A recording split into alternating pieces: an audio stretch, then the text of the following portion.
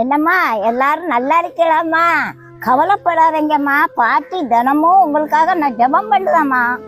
எதை நினைச்சும் கவலைப்படாதீங்கம்மா. எல்லாத்தையும் ஆண்டவரால மாற்ற முடியும். இயேசுவும் சீடர்களும் கடல்ல பயணமா போனாங்க. இயேசு அந்த நேரத்துல தூங்கிக்கிட்டு இருந்தாங்க. அந்த நேரத்துல புயல் காத்து அடிச்சுது. சீடர்களாம் ஐயோ அம்மானு பயந்து நடுங்குனாங்க. எல்லாரும் இயேசுவை போய் எழுப்புனாங்க. நாங்க சாக போறோம், எந்திரிங்க அப்படின்னு எழுப்புனாங்க. இயேசு எந்திரிச்சு காத்தையும் கடலையும் அதட்டினாரு. அப்படியே அது அமர்ந்து போச்சு. இயேசு கேட்டாரு, உங்க விசுவாசம் எல்லாம் எங்க போச்சு அப்படின்னு கேட்டாங்க. நான் இப்போ உங்ககிட்ட ஒரு கேள்வி கேட்கமா, சொல்லுமா. புயல் காத்து அடிக்குது, கடல் கொந்தளிக்குது, படகு இப்படி இப்படி ஆடி இருக்கும். இயேசுவால எப்படிமா தூங்க முடியும்? நீங்க சொல்லுங்கம்மா. தூங்குறவங்க முகத்துல ஒரு சொட்டு தண்ணி விழுந்தாலும் எந்திரிச்சிருவாங்க. கடல் கொந்தளிச்சு ஏசப்பா முகத்துல எவ்வளவு தண்ணி கொட்டி இருக்கும். அவர் எப்படிமா தூங்க முடியும்? சொல்லுமா. ரகசியம் என்னன்னா, ஏசப்பா தூங்கல. இவங்கெல்லாம் என்ன செய்தாங்கன்னு பாப்போன்னு ஏசப்பா அமைதியா இருந்தாரு. சீடர்கள் காற்றையும் கடலையும் அடக்குவாங்கன்ட்டு ஏசப்பா எதிர்பார்த்துக்கிட்டு இருந்தாங்க. ஆனா அவங்க பயந்து நடுங்குனாங்க.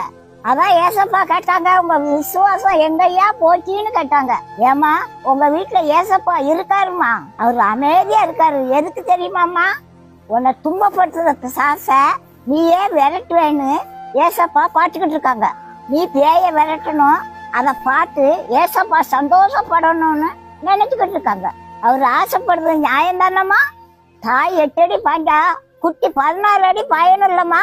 நீமா பயந்து நடுங்கிக்கிட்டு இருக்க. இயேசுவின் நாமத்துல உன் பிரச்சனையெல்லாம் விரட்டுமா, எல்லாம் அடங்கி போகுமா. ஏசப்பா உன் கூட தாமா இருக்காரு.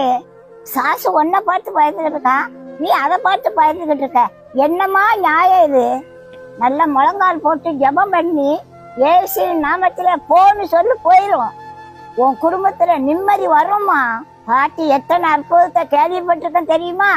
நீயும் சீக்கிரம் என்கிட்ட சாட்சி சொல்லணும். உன்னை வச்சு உன் பிரச்சனைய மேற்கொள்ளதான் ஆண்டவரோட விருப்பம். ஆண்டவர் உன் கூட தான் இருக்காரு. உன்னை விட்டு எங்கேயுமே போகல. அவர் உன்னை விட்டு விலகவும் மாட்டாரு, உன்னை கை விடவும் மாட்டார்.